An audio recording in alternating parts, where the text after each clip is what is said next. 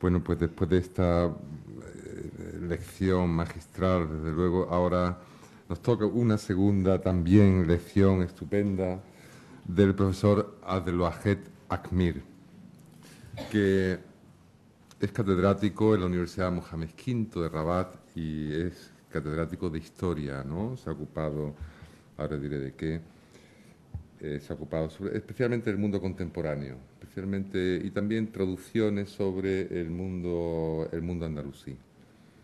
Pero primero yo quiero destacar que el profesor Akmir es alma mater de este encuentro, ¿no? Como director del Centro de Estudios Al-Ándalus y del Diálogo de Civilizaciones, gracias a él estamos aquí. Es un centro de prestigio internacional, sobradamente reconocido. Y este Festival Andalusí, porque no solo son las conferencias, es un conjunto que dura un mes, ¿no? De música, hemos asistido a cosas muy bonitas, ¿no? Interesantes, haciendo honor además al nombre del propio Centro de Diálogo de Civilizaciones, yo creo que es muy importante, ¿no? Ahondando en las raíces, buscando por qué el diálogo de civilizaciones, que es universalidad. Y cuanto lo estamos viendo estos días, cuanto más ahondamos en las raíces, más universalidad encontramos, ¿no? La prueba ha sido la exposición del profesor Martínez Lorca, ¿no? Pues el profesor Akmir es exactamente quien lleva esto a cabo, ¿no? Está el equipo, pero gracias a él, a su deseo, al espíritu que tiene para conseguirlo, a sus constantes viajes, a un esfuerzo verdaderamente universitario y un esfuerzo personal encomiable, ¿no? Que yo le agradezco porque no es fácil, ¿no? Que esto ocurra. Así que por todo ello, en primer lugar, la gratitud, ¿no? Porque esto ocurra y porque mantenga este centro en estas condiciones tan internacionales, ¿no? En segundo lugar, pues él tiene una formación española. Su trayectoria está vinculada además a la Universidad Complutense de Madrid, donde hace su tesis doctoral, que está dirigida pues al mundo de la inmigración, ¿no? Se ocupa rápidamente como historiador del mundo, por ejemplo, la inmigración árabe en Argentina, publicó un volumen sobre ello, o la inmigración marroquí en África Occidental también, ¿no? Es decir, que esa diáspora del mundo árabe contemporáneo es el objeto básico de estos estudios, de esta investigación que nace con la tesis y que después se va desarrollando en proyectos que él... son 3 proyectos, me ha comentado, que yo no conocía. Proyecto de las comunidades árabes en América Latina, ¿no? También se ha ocupado de esto, que están publicados los 3. Y uno de los últimos libros, si no el último, es sobre lo que está ocurriendo, la tremenda desgracia y la tragedia a la que asistimos a veces, ¿no? De esta inmigración que él ha titulado en su libro La inmigración hacia la muerte. Exactamente, pues, más trágico, después de asistir a estas sesiones, más trágico que eso. Y él lo ha estudiado. Yo creo que esto verdaderamente apoya pues lo que tiene que ser, ¿no? La normalidad en este sentido y la apertura de fronteras y el mestizaje que estamos aprendiendo históricamente, ¿no? Los antiguos nos dieron la lección. También ha traducido un gran libro, la historia política del Imperio Almohade de Miranda, ¿no? Que es un gran libro, que la traducción es también muy encomiable y lo llevó a cabo. En fin, tenemos ante nosotros a un profesor que yo creo que en este momento, en nuestro país vecino, pues representa el privilegio de esa búsqueda deseada por todos, ¿verdad?, de encontrar el diálogo mejor, más feliz y más rico para nuestras dos comunidades. Y con estas palabras, que son naturalmente también de agradecimiento, ¿verdad?, le cedo yo la palabra para que hable de lo que decía antes, el simbolismo histórico, el imaginario histórico en Al-Ándalus.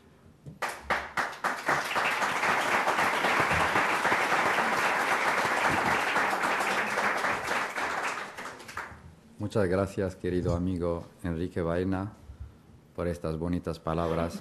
Yo creo que si alguien tiene algún mérito, sobre todo en este ciclo de conferencias, es reunir tanta gente en este mes de agosto, es Enrique Baena, que está coordinando este ciclo de conferencias con mucha maestría.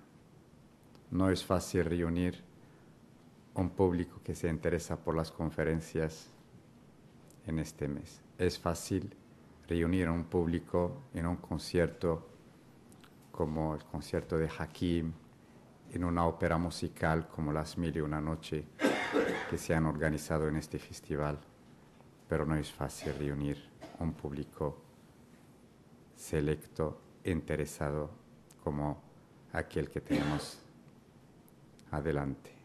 Esto me recuerda al dicho de un gran maestro sufí que dice que la mejor de las tertulias es aquella que se comparte con la gente del saber. Y aquí tengo adelante gente del saber. Como habrán notado ustedes en el programa, yo no figuraba entre los ponentes de este ciclo de conferencias. Figura en mi lugar el profesor Othman Rouaf, que por razones fuera de su alcance tuvo que adelantar su conferencia al día de ayer. Pero para no dejar el espacio vacío, dejo la chaqueta del coorganizador y me encuentro a gusto en lo que me gusta, es decir, estar con la gente del saber, que son ustedes. He pensado, porque esto se ha anunciado solamente ayer, de qué puedo hablar hoy, pensando que tengo, antes que yo, un ilustre catedrático de la filosofía de Al-Ándalus. He pensado en qué puedo hablar sin alejarme del espíritu de esta sesión. Él va a hablar de los pensadores de Al-Ándalus.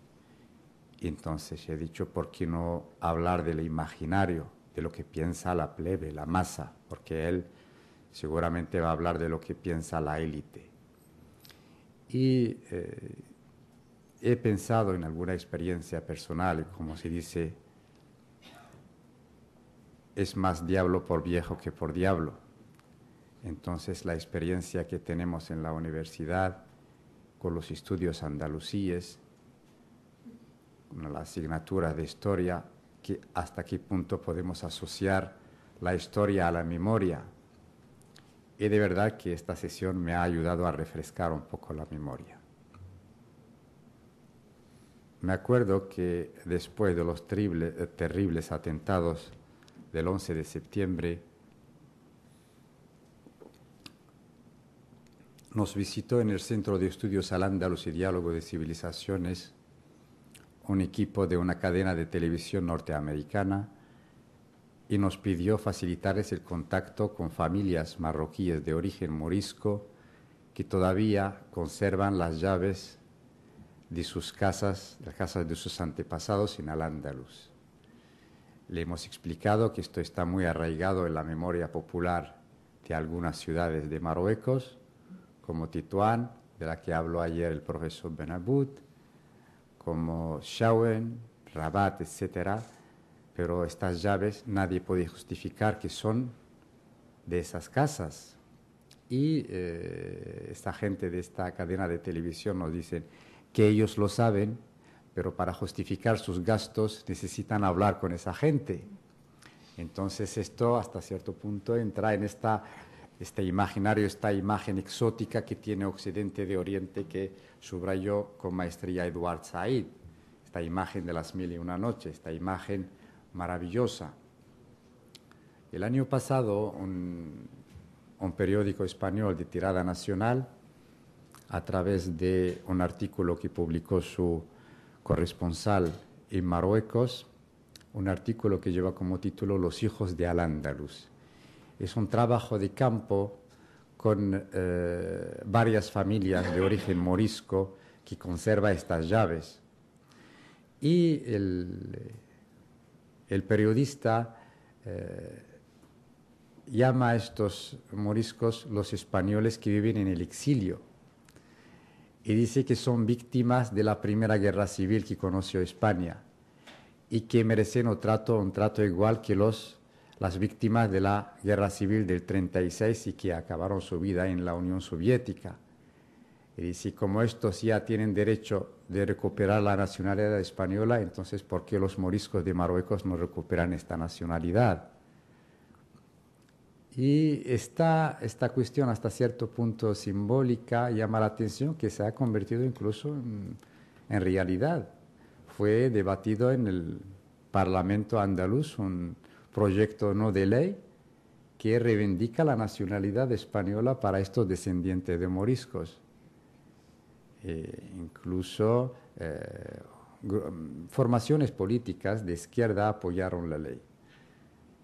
Entonces, hasta cierto punto, esta imagen romántica, me atrevo a decir hasta cierto punto ficticia, es consecuencia de lo que hemos aprendido. Yo voy a intentar en estas reflexiones hacer un cierto paralelismo entre el imaginario español e el imaginario árabe acerca de la cuestión de Al-Ándalus. Y cuando hablamos del imaginario, una cosa básica de la que se alimenta es el libro escolar, que es lo que estudiamos en nuestra infancia. Y en el mundo árabe, no solamente en Marruecos, nos enseñaron Al-Ándalus de esa forma, una cuestión romántica, una cuestión que hasta cierto punto causa sentimientos contradictorios, que nosotros, cuando estudiamos Al-Ándalus, cuando se trata de la época gloriosa, como de los almohades o de los umayyas, nos sentimos orgullosos, pero cuando se trata del reino, de los reinos de Taifas o el último reino nazarí, sentimos una tristeza tremenda. Entonces esto convierte nuestra historia, Al-Ándalus, en una historia trágica, me atrevo a decir, a una cierta fatalidad. Y para nosotros, entonces Al-Ándalus casi se convierte en el fin de la historia de los árabes. Los árabes se dan cuenta que ya no pueden producir una civilización después de 1492. Entonces, todo lo que viene después es fatalidad. He dicho de otra manera, tenemos una civilización muerta. No tenemos una civilización viva. Y estos sentimientos contradictorios lo palpamos en la calle. Tú vas por las calles de cualquier ciudad, incluso pueblos del mundo árabe, y ves el término andaluz que está utilizado, se da a sitios, a localidades, a lugares totalmente opuestos. Al-Ándalus es el nombre de una mezquita y enfrente es el nombre de un cabaret o de una discoteca que se llama también Al-Ándalus. Hace muy poco tiempo, un mes, yo estaba en un supermercado de Rabat, hacía las compras, cogía una bolsita de lenteja, cuando la llevo a casa ya llevaba el nombre de Al-Ándalus. Hasta la tenemos en las lentejas. Bien, digo que estos sentimientos contradictorios están relacionados con lo que hemos estudiado. Yo llevo enseñando esta asignatura 18 años en la Universidad de Rabat, Historia de Al-Ándalus, y tengo costumbre a comienzos de cada curso pedir a los alumnos escribir en una papeleta en 3 o 4 líneas qué es lo que saben de Al-Ándalus. Y de vez en cuando vuelvo a estas papeletas para refrescar un poco la memoria, conocer el nivel de los estudiantes y ya me encuentro con respuestas muy confusas, erróneas, pero a veces llaman la atención. Y me acuerdo de algunas, las últimas de este año, por ejemplo, cuando preguntas a un estudiante qué sabe de Al-Ándalus, te contesta Tariq quemó las pateras y conquista Al-Ándalus. Es una asignatura que imparto en español. Entonces, es una cierta interpretación de la actualidad, pero a través del pasado. La palabra pateras ya se asocia con la inmigración clandestina, pero en realidad Tariq ibn Ziyad quemó su flota después de cruzar el estrecho para no dar marcha atrás a su ejército, ¿no? Pero otra papeleta, la respuesta es los marroquíes, no los musulmanes. Los marroquíes inmigraron a Al-Ándalus porque es un país rico. Entonces, fíjense también la asociación. Hay algo de realidad, porque los musulmanes cuando llegan al norte de África ya tienen un imperio inmenso que se extiende hasta Asia Menor, en el este, y hasta el norte de África en el oeste. Luego estos musulmanes optaban por dos opciones, o dirigirse hacia el sur o hacia el norte. Ya, ya dejamos de tener aquel estado que se basa sobre la revelación, ya tenemos un estado que se basa sobre el Islam político. Una nación, una umma, pero al mismo tiempo un imperio, que tiene una jerarquía administrativa, un ejército hasta cierto punto regular y la necesidad de tener recursos. Lo que llama Ibn Khaldun el periodo de la política mentalizada, asr siyasa al-aqliya. Entonces, ellos necesitan recursos. Y me atrevo a decir que la conquista de Al-Ándalus, antes de ser por razones religiosas, fue por razones económicas, porque este estado imperio, este estado enorme, este imperio necesitaba recursos. Estos árabes tenían dos opciones, o dirigirse hacia el sur o hacia el norte. Y en las dos direcciones tenían obstáculos naturales tremendos. Hacia el sur el Gran Sahara y hacia el norte el Estrecho. Y para los árabes no habían indomado aún el mar. Los árabes en su cultura preislámica siempre tenían miedo al mar. La cultura arábica es la cultura del desierto, del Sahara. Incluso si volvemos a la poesía preislámica, todas las poesías empiezan con los primeros versos, hablan de la poesía, del desierto. Entonces ya habían hasta cierto punto indomado el desierto, pero no el mar. Pero ellos necesitaban dinero. Y si se dirigen hacia el desierto no hay nada. En ese momento aparece la figura del conde Julián y viene a Tánger y habla con Musa, le habla de lo atractivo que era la península ibérica, la riqueza de la tierra fértil, y se manda una expedición dirigida por Tarif ibn Malik, se instala en Tarifa y efectivamente confirma la riqueza de esta tierra y ya hay una conquista a estas tierras fértiles. Entonces esta es la respuesta del estudiante, fíjense cómo hay algo de realidad. Me acuerdo también de una de las papeletas, y aquí para acercarles al nivel de estos estudiantes, profesor Martínez Lorca me la recordó, caso de Averroes, una papeleta dice que Ibn Rushd, Averroes, influyó en el pensamiento europeo, pero sufrió el fanatismo de los alfaquíes y de los joristas fanáticos. Hasta cierto punto esto es verdadero, porque el pensamiento de Averroes, como acaba de señalar el profesor, contribuyó en el Renacimiento europeo. Sufrió del fanatismo de los alfaquíes, de los joristas. Y en el mundo árabe, como señala el profesor, Averroes es conocido como filósofo, pero también como gran jorista, pero pensando de otra manera diferente del resto de los joristas.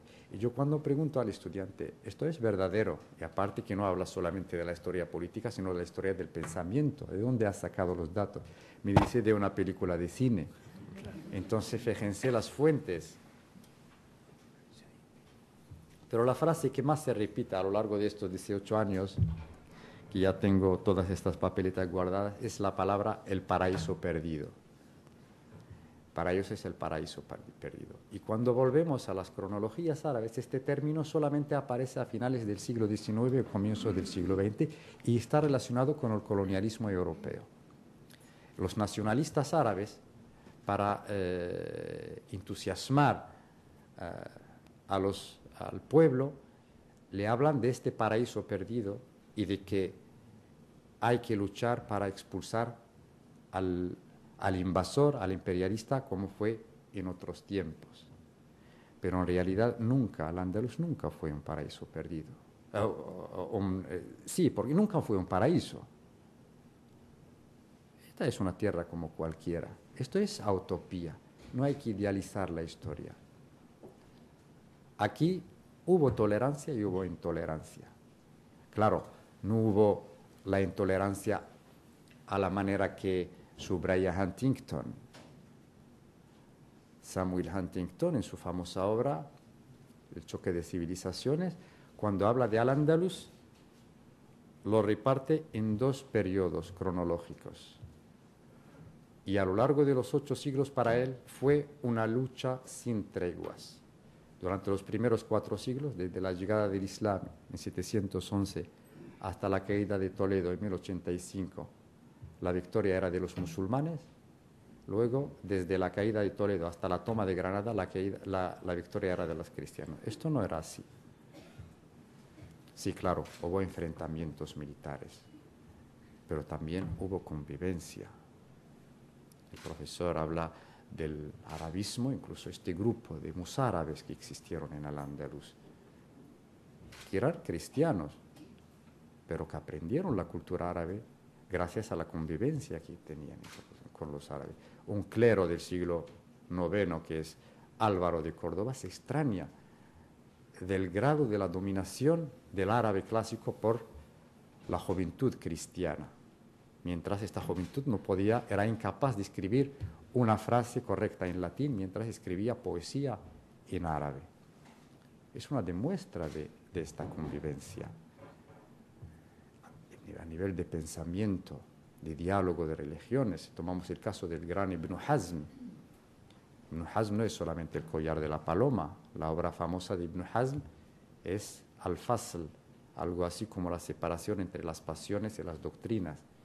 Y Ibn Hazm en esta obra nos habla del diálogo que tenía con los rabinos y con los hombres de la iglesia cristiana sobre temas de máxima sensibilidad, como el Espíritu Santo, la Santísima Trinidad, la poligamia, la veracidad del Corán como libro sagrado. Y Ibn Hazm está considerado como el fundador del diálogo de religiones. El año pasado hubo una gran polémica. Su Santidad el Papa Benedicto XVI habló de este su famoso discurso sobre el Islam, pero le fue sacado el texto de Ibn Hazm, pero fuera de su contexto, porque Ibn Hazm apoyaba el diálogo de religiones, es el fundador, pero Ibn Hazm también en el Islam es el fundador de un rito en el Islam, el rito Dahiri. Y Ibn Hazm no era árabe, no corría en su sangre, en sus venas la sangre árabe.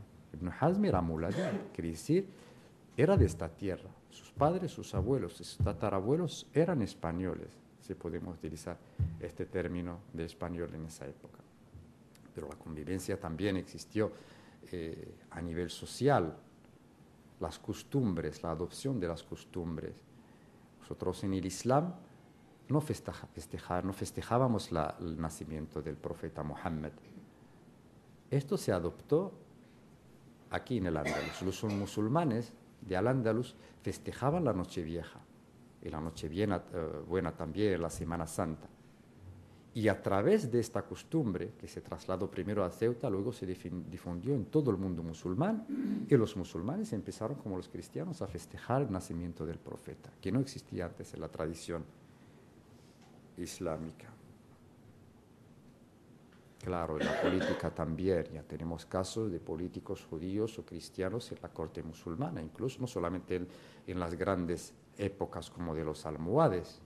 El profesor habla de este periodo espléndido, el periodo de los almohades, era una dinastía bereber, pero el grado de refinamiento era increíble. El imperio almohade se extendía desde Castilla en el norte hasta la Libia actual en el este, los grandes pensadores. Pero también incluso en periodo de debilidad, en periodo de reino de taifas, como el reino zirí de Granada, tenemos a ministros no solamente cristianos, judíos también. El gran visir de rey Abdallah era Samuel ibn Nagrille, un judío de Granada. Y cuando muere, el sucesor también, su hijo Yusuf ibn Nagrille, que era de tradición judía. Entonces la convivencia era una cosa que formaba parte de la cultura andalusí.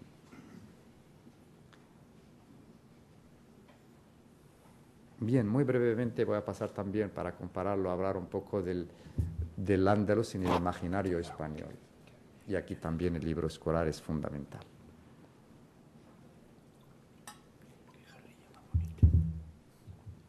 Al igual que en el mundo árabe, en España Al-Ándalus está finalizada en el tiempo, pero persiste en la memoria popular, persiste en la cultura hispana.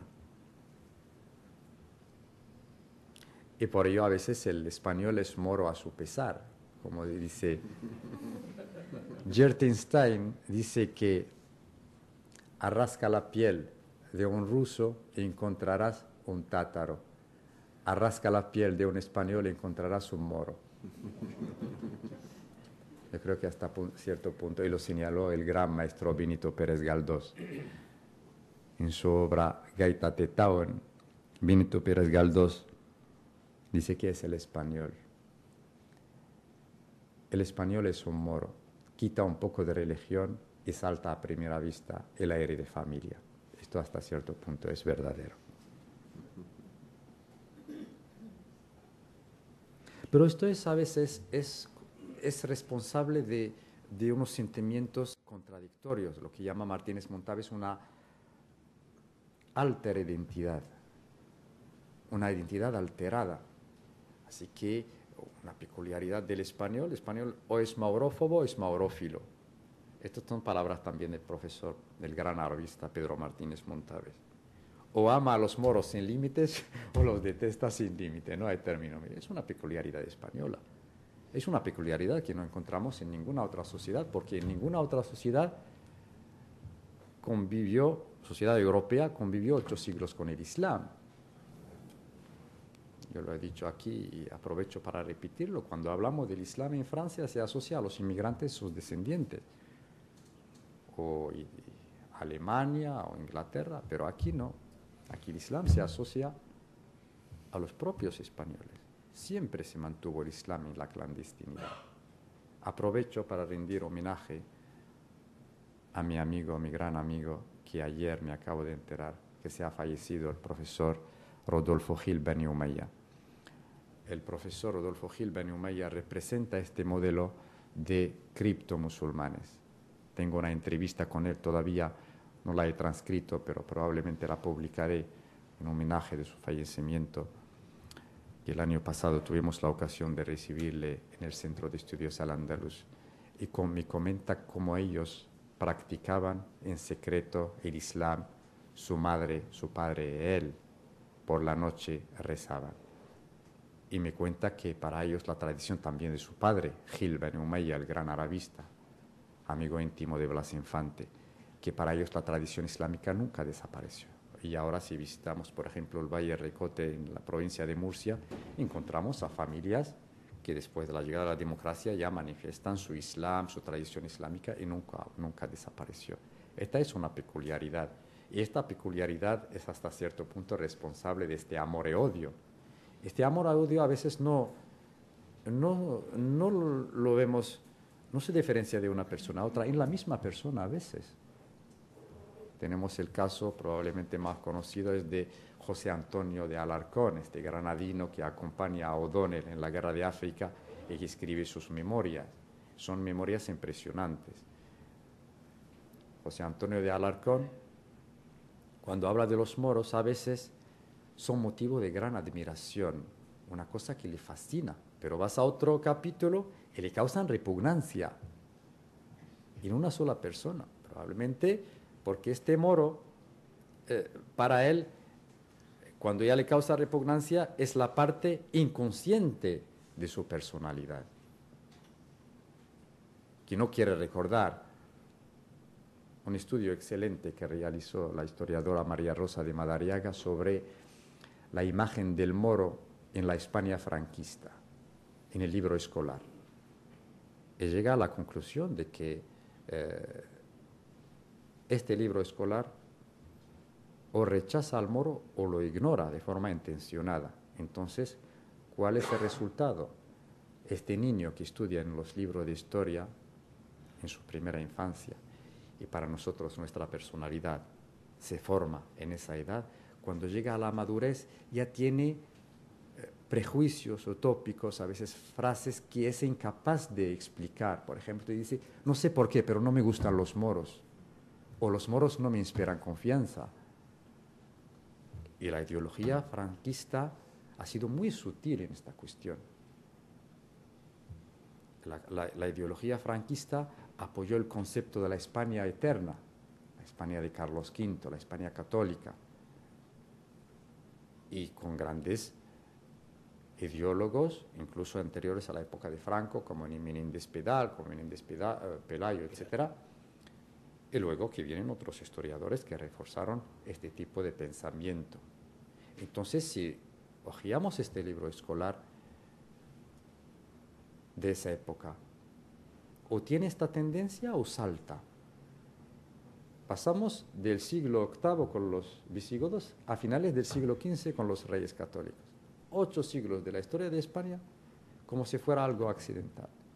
Incluso cuando se habla de ella no se utiliza el término al-Ándalus, se utiliza el término la España musulmana. Claro, esta es la ideología fascista de arriba España. El término España tiene que aparecer.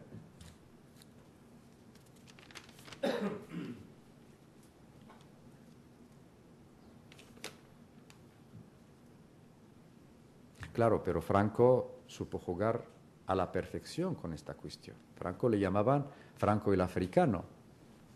Él hablaba árabe y la sublevación del 18 de julio del 36 empezó en Tetuán. Y él contó con este ejército moro para llegar aquí. Es una cosa que no se ha estudiado de la forma de vida, esta participación del cuerpo del ejército marroquí en la guerra civil española. He hecho bastantes entrevistas con algunos marroquíes que estuvieron en este ejército y de verdad que de ellos se aprende mucho de la historia oral. Te cuentan que hay que tener en consideración que ellos proceden de una zona muy pobre de Rif, en años de sequía. Ellos venían y muchas veces no sabían por qué venían, si son mercenarios o no. Hasta cierto punto sí, pero no siempre. Se les manejó muy bien, gente analfabeta, que sufría hambre, y que encima Franco les comentó que ellos les van a acompañar para recuperar al-Ándalus. Muchos de ellos se lo creyeron. Incluso hubo gente de su ideología, entre ellos, que fomentaron que Franco se ha hecho musulmán. Y Franco tenía una estrategia muy perfecta. Él mandaba todos los años un barco entero a la Meca. Mandaba a los marroquíes para hacer el peregrinaje en la Meca. Y ahí instaló un consulado general. Uno de ellos fue el cónsul general de España en Jeddah para regularizar su cuestión del peregrinaje. Y un musulmán cuando va a la Meca y hace el peregrinaje le llaman el Hajj, el peregrino. Incluso hubo gente de esta ideología que divulgó entre ellos que Franco no solamente se ha hecho musulmán, que lo han visto en la Meca haciendo el peregrinaje y que él también es un Hajj. Bueno, nada más y estoy de verdad con ganas de escucharles por cualquier otro comentario.